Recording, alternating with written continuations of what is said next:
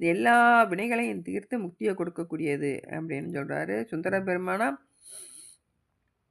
மற்று பற்றெனக்கின்றி நின் திரு பாதமே மனம் பாவித்தேன் பெற்றலும் பிறந்தேன் இனி பிறவாத தன்மை வந்தெய்தினேன்.